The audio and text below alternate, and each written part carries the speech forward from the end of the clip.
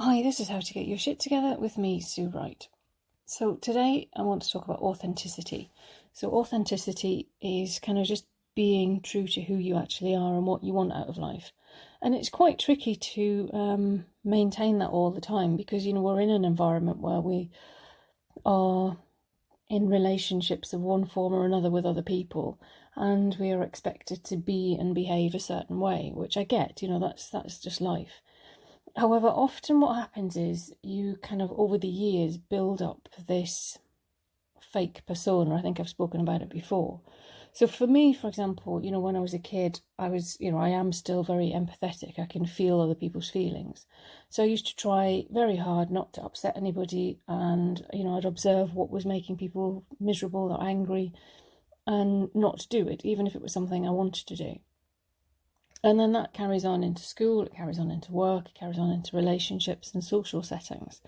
So you lose track of who you are, and then you get really bloody grouchy with yourself, because the chances are, if you're somebody who is easily moulded by things around them, then you're not really going to be keen to have confrontations and stand up for yourself.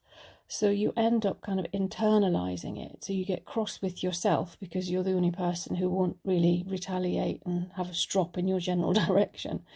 And so you just end up having a big argument with yourself all the time because you're not being true to who you are. It's tricky to kind of get out of that rut because, again, people are used to you being a certain way, and you need to make your changes gradually and not kind of go, right, from this minute I am not going to do anything I don't want to do anymore, because you'll be met with quite a bit of resistance. But the way to start is to, first of all, be aware of when something doesn't feel right. Be aware of when you said yes to something when really you wanted to say no. Be aware of when you aren't being completely honest with yourself or with other people. Just check in with it. Like I say, you don't have to action it, but just be aware of it. Then you can start to make the little changes that you need to make. The saying no a little bit more often with a smile on your face. You don't have to be horrid about it. And just see how that feels, feel how that resonates with you.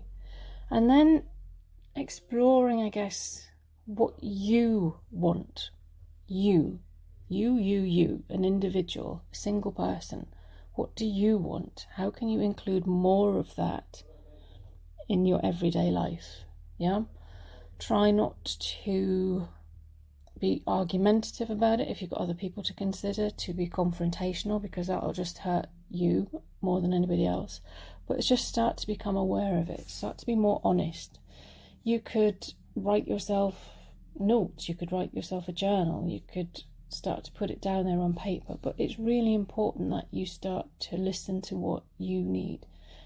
Now that could be whether you need to go to bed at 7 p.m. in the evening. It could be whether you need to eat a bar of chocolate. It could be whether you need to have a detox.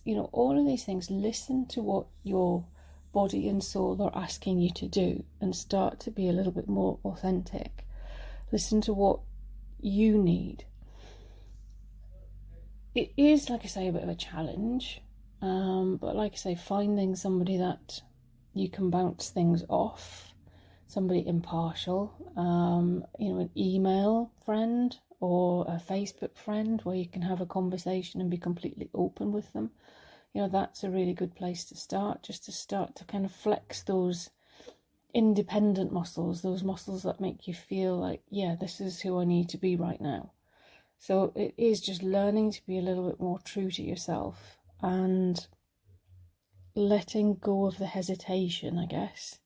Because change is scary, I know that. If you've been a certain way and done things a certain way for 20, 30, 40, 50 years, changing is scary, which is why I'm saying, start slowly. Journal your thoughts, journal your ideas. Make yourself little notes. Make a vision board if you want. That's a good thing to do.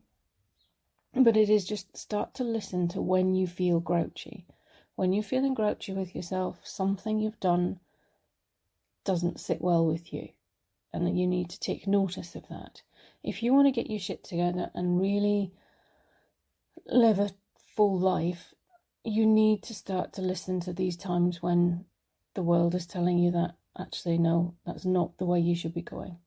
So that's just my little ramble for today. Apologies again for the delay in getting back on track with these podcasts. I will endeavour to be a bit more vigilant with them and crack on. Anyway, you take care. Bye.